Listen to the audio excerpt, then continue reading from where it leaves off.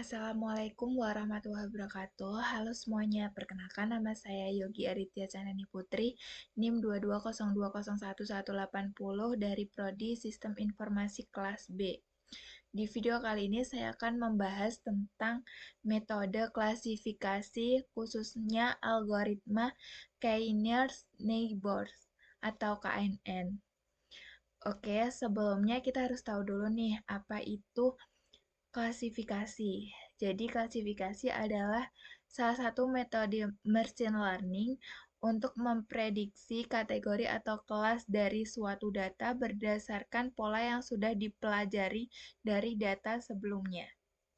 Sedangkan KNN adalah salah satu algoritma klasifikasi yang paling simpel dan mudah dipahami berdasarkan tetangga terdekatnya. KNN juga banyak dipakai di berbagai industri, contohnya perbankan untuk mendeteksi transaksi penipuan. Terus ada di e-commerce untuk rekomendasi produk berdasarkan preferensi konsumen. Terus yang ketiga ada kesehatan untuk membantu diagnosis penyakit berdasarkan gejala pasien. Dan yang keempat ada pemerintahan seperti klasifikasi kelayakan penerimaan bantuan sosial dan sebagainya. Selanjutnya ada kelebihan KNN. Yang pertama itu dia mudah dipahami dan diimplementasikan. Yang kedua tidak perlu proses training yang rumit. Yang ketiga, efektif untuk dataset yang berukuran kecil hingga sedang. Yang keempat, bisa digunakan untuk klasifikasi multi-kelas, tidak terbatas 2 kelas saja. Terus ada kekurangan KNN. Yang pertama itu lambat saat prediksi data besar karena harus menghitung jarak ke semua data training. Terus yang kedua membutuhkan memori yang besar karena harus menyimpan semua data training. Yang ketiga perlu normalisasi agar semua fitur punya bobot yang seimbang. Yang keempat pilihan nilai K yang susah. Jadi kalau K-nya terlalu kecil, dianya terlalu mengikuti data atau sensitif. Sedangkan kalau K-nya terlalu besar, hasilnya jadi terlalu umum dan kurang tepat. Selanjutnya ada tahapan KNN. Yang pertama, kita siapkan dulu dataset yang akan digunakan. Yang kedua, bagi data menjadi training set dan testing set dengan rasio 80:20 atau 70:30.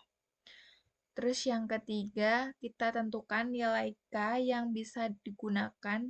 Jadi bisa 3, 5, 7, 11, kayak gitu ya. Terus hitung jarak antara data baru dengan sesama data training menggunakan rumus jarak. Biasanya itu pakai rumus Euclideans. Terus yang kelima, ambil K tetangga terdekat lalu tentukan kelasnya berdasarkan voting mayoritas. Oke, karena aku tadi udah jelasin pengertian Kainyers-Neighbors atau KNN, terus penerapannya di dunia kerja, kelebihan dan kekurangan KNN, serta tahapan KNN. Sekarang kita lanjut ke praktek codingannya di Google Colab. Yang pertama, kalian buka Google Colab, terus klik New Notebook. Nah, karena di sini aku udah punya codingannya, jadi tinggal copy saja. Terus kita paste di sini. Nah, sebelum aku run, aku bakal jelasin fungsi-fungsi dari setiap codingan. Yang pertama kita harus import terlebih dahulu library yang dibutuhkan. Nah, yang pertama kita import Make Classification untuk membuat data simulasi. Terus import Train Test Split untuk membagi data.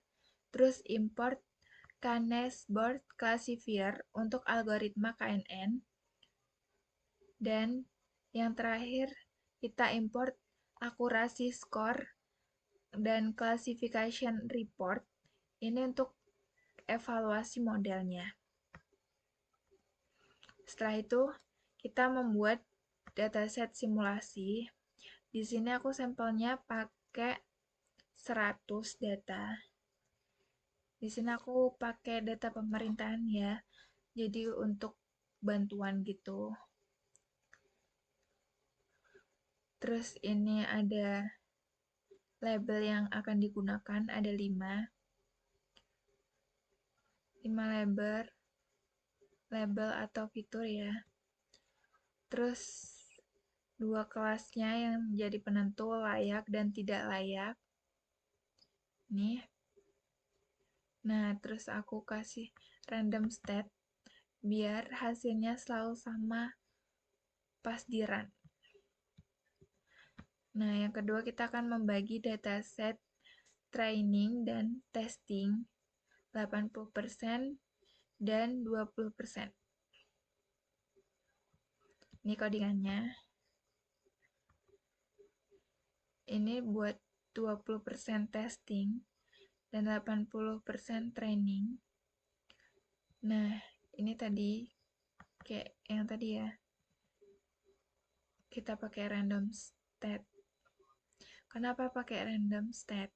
Karena nanti biar setiap di run itu hasilnya tuh selalu sama gitu loh, nggak berubah-berubah. Karena kalau kalian nggak pakai random state, pas kalian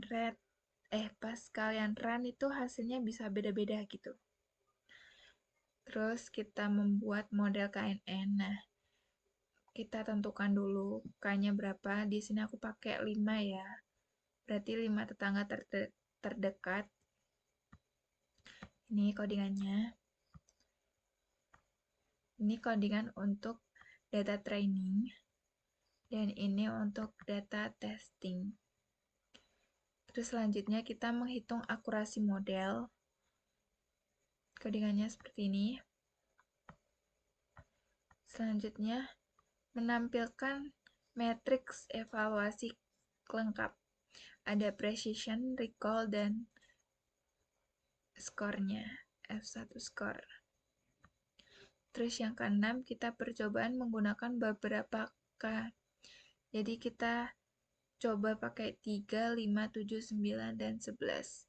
Nanti kita lihat hasilnya bakal sama atau enggak ya. Oke, habis itu kita run.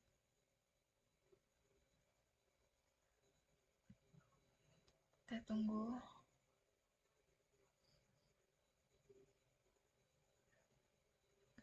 Nah, hasilnya 85% ya di sini. Kalian bisa lihat. Artinya KNN dapat memprediksi data uji sebesar 85%. Nah, pada percobaan beberapa nilai K, ini akurasi meningkat dan stabil di K7, 9, dan 11. Ini berarti pemilihan K-nya itu sedikit lebih besar yang membuat model lebih stabil dan akurat. Ya, yang ini. Jadi, KNN itu bekerja cukup baik pada dataset ini dan sudah layak untuk membantu proses klasifikasi penerimaan bantuan sosial. Itu tadi yang sudah saya jelaskan tentang metode klasifikasi menggunakan algoritma KNN dengan studi kasusnya klasifikasi kelayakan penerima bantuan.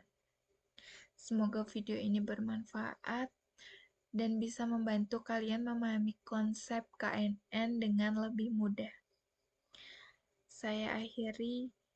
Wassalamualaikum warahmatullahi wabarakatuh.